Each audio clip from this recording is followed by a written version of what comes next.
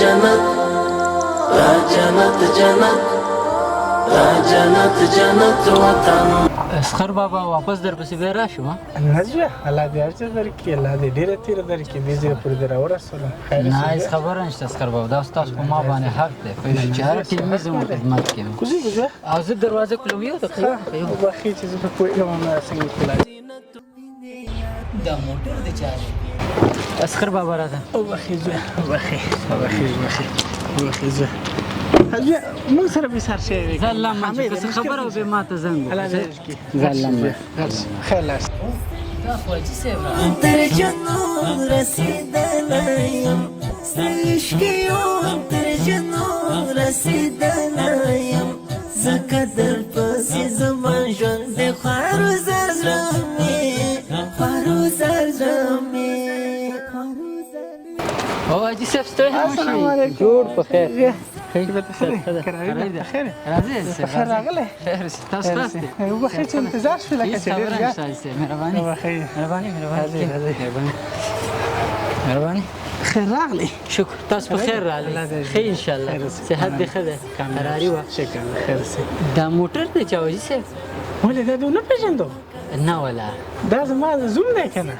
ښه نوی زوم دی همدا دی. دا هغه دی یو کال کېږي. ښه ماشاءالله خیر سي. ښه موټر هم ورسره ښه والله داسې موټر و مړه پکې ناست وم بهر نه اواز نه راتلو دننه.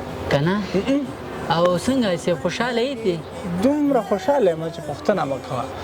ځان مې خو پرېږده دا چې کله مې لور د ده کور ته تلې ده بس لور مې داسې خوشحاله ده. لور مې خبر کوي دا مني، لور مې خبر کوي دی مني. مړه هر چا ته د خدای داسې زوم ورکړي خلاص.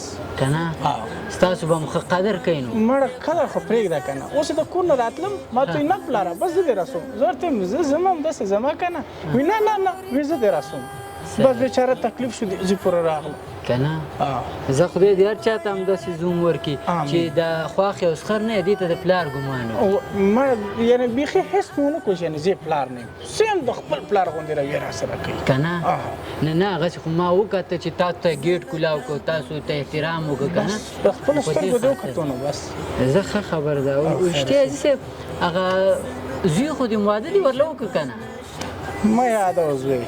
ولې حاجي صاحب؟ مړه بس چې کله نه واده کړی دی بس کوټه ده او ښځه ده او دا دی بس. مړه زموږ خو خبر مني نه بس ښځه چې ورته څه وایي بس مني. مړه ډېر سرګردانه یم دې زوی سره تپوس مه کوه. نو څنګه خو ډېر اسخر کاره مه پرېږده که نه زه به مړه بس مخکې سیټ کې اسخر کېنولی چې درس راورسېږي خپل کور ته. زه ورته هلکه دا الټو مې ورته مزدورۍ ته هغسې که اسخر ته مې اخیستی. مړه لنډه دا چې د ښځې د اوس دی.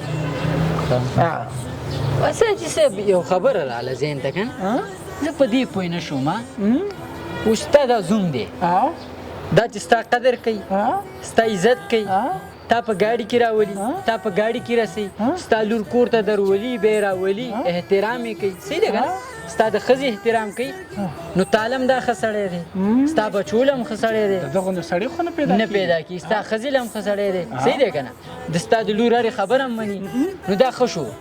خو د ستا د زوی دا ښځه چې کومه ده دی ښځه د دې پلار اسخر دی نو هغه چې د خپلې ښځې مني هغه د وشو یا هغه چې مطلب خپل خسر په ګاډي کې بوځي هغه د وشو هغه چې د خپل اوښي یا خینې یا د خپلې خواښې قدر کوي هغه د وشو. دا ډېره عجیبه نه ده لکه زه خو کشر یم مانه خو هسې پوښتنه کوم چې ستا زوم ستا قدر کوي دا صحیح سړی دی او چې بیا ستا زوی ستا د خسر او خواښې قدر کوي یا په ګاډي کې بوځي یا احترام کوي هغه د اوس دی د ښځې لکه په دې پوه نه شوم حاجي صاحب. رښتیا هم که نه دا زوم مې چې ما ته دومره قدر او عزت کوي نو دا ښه سړی شو. خو زما زوی چې خپل خسر ته قدر او عزت کوي نو هغه بد سړی شو. یاره زه به نور خپل زوی ته بد سړی ونه وایم. یعنې څنګه چې انګور خپل خسر ته قدر او عزت ورکوي نو داسې باید زوم هم خپل خر ته قدر او عزت ورکړي. حاجي صاحب کم سوچ کې لاړې؟